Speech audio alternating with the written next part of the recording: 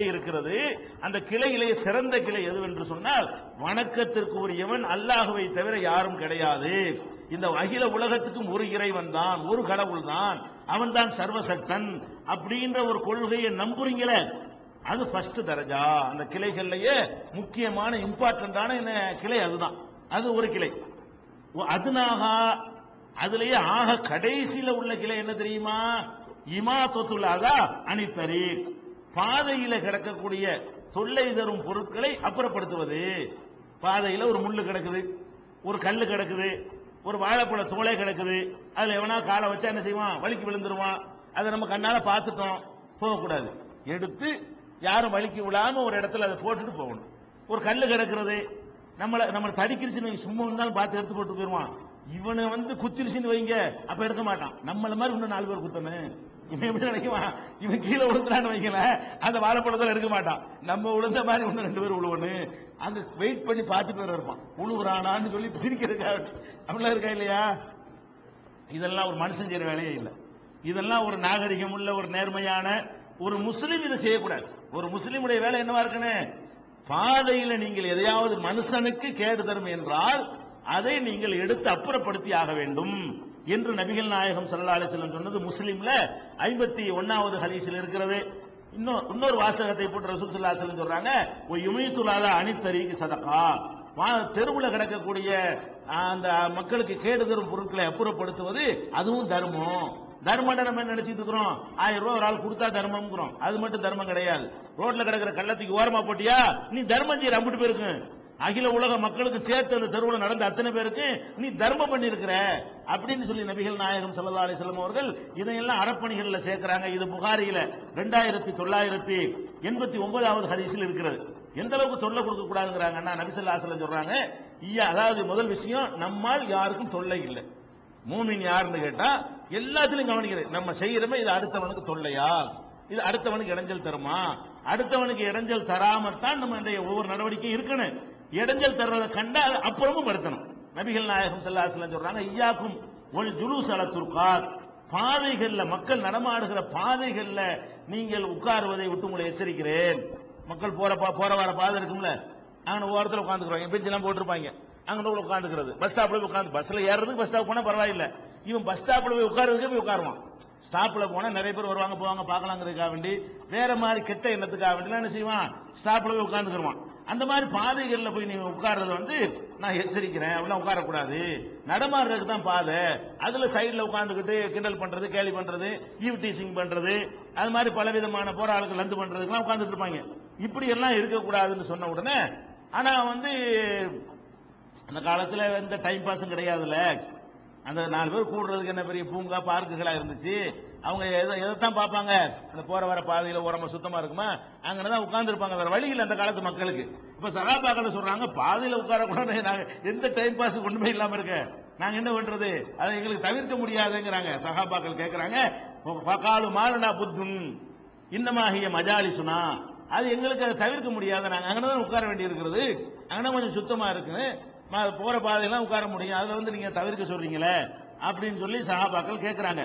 அப்ப ரசூல் ஸல்லல்லாஹு இன்னமாகிய மஜாலி சொன்னா நத்தஹத்து பிஹா, அங்க உட்கார்ந்து பேசிட்டு இருப்போம். ஒருத்தர் வீட்டுல போய் உட்கார்ந்தா எல்லாரும் பேசிட்டு இருக்க முடியும்?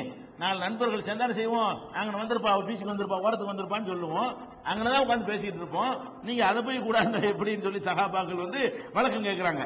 அப்ப ரசூல் ஸல்லல்லாஹு அலைஹி வஸல்லம் சொல்றாங்க, ஃபைதா அபைத்தும் இல்லல் மஜாலிஸ, அங்க உட்கார்ந்துதான் ஆகணுங்கிற அளவுக்கு நிலையில நீங்கள் இருந்தால், வேற வழி இல்லை, அங்கதான் உட்கார்ந்து ஆக வேண்டி இருக்கிறது என்கிற நிலைமைக்கு நீங்கள் வந்தால், உங்க வீட்டுல இடம் இல்ல, பேச வசதி இல்ல, அந்த பஸ் ஸ்டாப்ல தான் போய் 4 பேர் உட்கார்ந்து பேசணும், ஒரு மசூரா.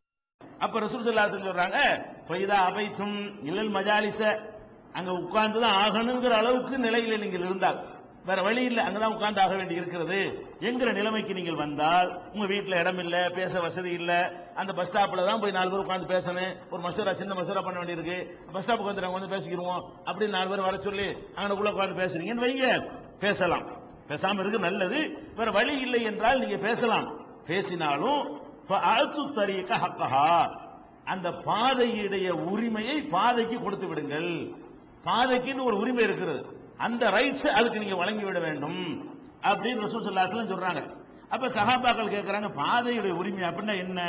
வமா ஹக்கு, நீங்க நினைக்கிறீங்கல்ல பாதையோட உரிமைனா என்னன்னு உங்களுக்கு அந்த கேள்வி வந்திருக்கு மனசுல, அது சஹாபாக்களுக்கு வந்துருச்சு. வமா ஹக்கு தரி, பாதையுடைய உரிமை என்ன, பாதைக்கு என்ன உரிமையா இருக்கு, அது என்ன அப்படின்னு ரசூல் ஸல்லல்லாஹு அலைஹி வஸல்லம் சொன்னாங்க. கல்லுல் பஸர், ஃபர்ஸ்ட் என்ன, பார்வையை தாழ்த்திக்கணும். பாதைன்னு இருக்கும்போது பல விதமா போவாங்க, பொம்பளை ஒரு மாதிரியா போவாங்க, அரைகுறை ட்ரெஸ்ல ஆளுங்க போவாங்க.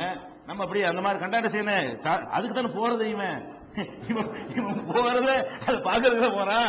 ஆனா மார்க் என்ன சொல்லுது, நீ தாழ்த்திக்க பார்வைய.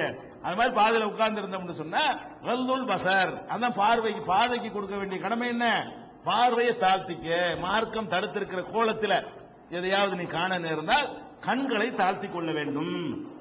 இரண்டாவது கஃபுல் அதா, இடைஞ்சல் வராமல் தடுத்துக் கொள்ள வேண்டும்.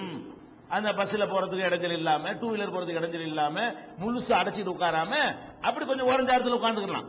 போறதுக்கு இடத்தையும் விட்டுவிட்டு நம்மளும் கொஞ்சத்துல உட்கார்றது தப்பு கிடையாது, முடிஞ்ச அளவுக்கு தவிர்க்க பார்க்கணும். உட்கார்ந்துதான் ஆகணும், இல்லல் மஜாலிச உட்கார்ந்து ஆகணுங்கிற நிர்பந்தம் வந்தால் முழுசாரையும் அடைச்சிக்கிற கூடாது. என்ன செய்யணும், அப்படி கொஞ்சத்துல உட்கார்ந்துக்கிட்டு நீங்க போறவங்க போங்க.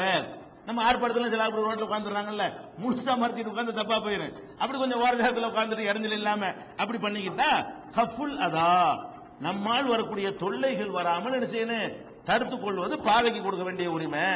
மூணாவது ஒரு அத்து சலாம், 5 கடமையை சொல்றாங்க ரசூல் ஸல்லல்லாஹு அலைஹி வஸல்லம். பாதையில நீங்க உட்கார்ந்தீங்கன்னா 5 வேலையை கரெக்டா செஞ்சிடணும். ஒன்னு, பார்வையை தாழ்த்த வேண்டிய அவசியம் வரும், அதுக்கான இப்படியே உட்கார்ந்து பேசுன அர்த்தம் கிடையாது. தாழ்த்த வேண்டிய தேவை வந்தா தாழ்த்தணும்னு அர்த்தம். பார்வையை தாழ்த்த சொல்லிட்டாங்கன்னு இப்படி உட்காந்துக்கிட்டு இவனு பேச அவனு பேசுனா நூற்று விட்டு போயிடுவாங்க. நீ ஒருத்தர் பார்த்து பேசிக்கிட்டு பார்வை எப்ப தாழ்த்தணும், மார்க்க அடிப்படையில் தாழ்த்திருக்குன்னு ஒரு இடம் இருக்குல்ல, அந்த நேரம் வந்தால் தாழ்த்திக் கொள்ள வேண்டும். இரண்டாவது, நம்மளால் தொல்லைகள் வராமல் தடுத்துக் கொள்ள வேண்டும். மூணாவது ரத்து சலாம், சொல்ற சலாமுக்கு பதில் சொல்லணும். பேச்சிலே மூழ்கி போயிட்டு போறவன் வாரவன்லாம் உனக்கு தேவையில்லாம நீ சுமக்கிற, நீ பாட்டுக்கு உட்கார்ந்து இருந்தா அதிக சலாம் வராது.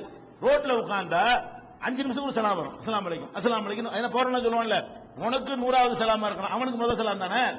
நம்ம ரோட்ல உட்கார்ந்து இருக்கிறவங்க வாசல்ல அதிகமான மக்கள் போறாங்க, போறவங்க எல்லாம் என்ன செய்வாங்க, இவன் 5 வரைக்கும் பதில் சொல்லுவான், 6 7 இதே வேலையா இந்த ஆயிரம், அதுல சலாம் சொல்லிட்டு லைஃப போயிருமா இல்லையா. அந்த இடத்துல நீ உட்காருவதனால் அதிகமான பேர் உனக்கு சலாம் சொல்லும் நிலை ஏற்படும். அதிகமான பேர் சலாம் சொன்னால் அதிகமான ரிப்ளை சொல்ல வேண்டிய நிலை ஏற்படும். நீ அதை விடுற அளவுக்கு உட்கார்ந்துட்டேன்னா அப்ப பார்த்துக்க, உட்கார்ந்தா ஒழுங்கா போய் உட்காரு. நிறைய பேர் வருவான், சலாம் சொல்லிக்கிட்டே இருப்பான், நீ என்ன செய்யணும், 2 நிமிஷம் பேசணும், வலைக்கும் சலாம், 2 அலைக்கும் சலாம், அவ்வளவு சலாம் வர. இதெல்லாம் கவலை, இதுக்கு சங்கடப்பட உட்காராத. சலாத்துக்கு பதில் சொல்றதை விட்டுட்டு உட்காருவேங்கிற அளவுக்கு இருந்தால் அப்ப சலாம் ரொம்ப வருங்கிறனால இதை சொல்றாங்க. எதுக்கு இதை சொல்றாங்கன்னு கேட்டா, சபையில உட்கார்ந்தா சலாம் ரொம்ப வரும். சபைங்கிற பாதையில உட்கார்ந்தால் நிறைய சலாம் வரும், நிறைய சலாம் வந்தால் நிறைய பதில் சொல்லணும். அது கண்டிப்பா மனிதன் சைக்காலஜியா என்ன செய்யும், அவனை அது பாதிக்கும். அப்ப தீமைகளை கண்டால் தடுக்கணும், நன்மைகளை மிஸ் பண்ணி இருந்தாங்கன்னு சொன்னா அதை எடுத்து சொல்லணும், சலாமுக்கு பதில் சொல்லணும், நம்மால் இடைஞ்சல் வராம தடுத்துக் கொள்ளணும். அதோட என்ன செய்யணும்னு கேட்டா பார்வையை தாழ்த்தி கொள்ளணும். இதெல்லாம் செய்ய வேண்டும் என்று நபி ஸல்லல்லாஹு அலைஹி வஸல்லம் அவர்கள் என்ன இதுல பாயிண்ட் என்னன்னு கேட்டா, எதையெல்லாம் கவனிக்கிறாங்கன்னு ஒரு இடத்துல உட்கார்ந்தா என்னவெல்லாம் ஏற்படும். இந்த சலாமுக்கு பதில் சொல்வதுங்கிற வார்த்தையை கூட போடுறாங்களே, அதுல நிறைய சலாம் வருங்கலாம் கவனிச்சு, இதெல்லாம் மனுஷனுக்கு தோணவே தோணாதுங்க. இதெல்லாம் மனுஷன் உண்டாக்குன மார்க்கமா இருந்தா இப்படி இல்லாம தோணாது. இது அல்லாஹ்வுடைய மார்க்கங்கிறது விளங்குறது. ரசூல் ஸல்லல்லாஹு அலைஹி வஸல்லம் சொல்றாங்க, முன்காலத்தில் நடந்த ஒரு சம்பவம், அது அல்லாஹ் எடுத்து காட்டுறான். அதை ரசூல் ஸல்லல்லாஹு அலைஹி வஸல்லம் சொல்றாங்க. பைனமா ரஜுலுன் யம்சி பி தரீகின், ஒரு மனிதர் முன் சமுதாயத்தில் ஒரு மனிதர் ஒரு பாதையில போய்கொண்டே இருந்தார். போய்கொண்டே இருக்கும் பொழுது பாதையில ஒரு முள்ளுடைய அந்த கிளை அது கிடக்கிறது. அதை என்ன செய்யறாருன்னு கேட்டா, அதை எடுத்து ஓரமா ஒதுக்கி வைக்கிறார். போறாரு, முள்ளு கிடக்குது பாதையில. இந்த முள் கொத்து கிடக்கிறது, இது யாருக்கால குத்திருமே, அது குத்தக்கூடாது, யாருக்கும் இடைஞ்சல் வரக்கூடாதுன்னு நினைத்து அதை அவர் ஒதுக்கி வச்சுட்டு போனார். இப்ப ஷக்கரல்லாஹு லஹு, அல்லாஹ் அவருடைய நன்றி உபகாரமா என்ன செஞ்சுட்டான்னு கேட்டா, கஃபரலஹு, அவர் அல்லாஹ் மன்னிச்சுட்டான். இவர் செஞ்சது ஒருவேளை பெரிய பயங்கரமான வேலையெல்லாம் செய்யல, யாருக்கும் கோடி ரூபாயை கொடுத்துடல, ஒத்த கால நின்று தவமெல்லாம் செய்யல, ரோட்ல கிடக்கிற முள்ளு அடுத்தவனுக்கு இடைஞ்சல் வரக்கூடாதுன்னு ஒதுக்கி போட்டாரு. இதுக்கு எல்லாம் என்ன செஞ்சான், மன்னிச்சு இவருக்கு சொர்க்கத்தை கொடுத்து விட்டான் என்று நபிகள் நாயகம் ஸல்லல்லாஹு அலைஹி வஸல்லம் சொன்னதாக புகாரியில 654வது ஹதீஸாகவும் 2472வது ஹதீஸ்லயும் பதிவாயிருக்கிறது. இன்னொரு தடவை ரசூல் ஸல்லல்லாஹு அலைஹி வஸல்லம் சொன்னாங்க, நான் ஒரு மனிதனை சொர்க்கத்திலே பார்க்கிறேன், எடுத்து காட்டுறான்.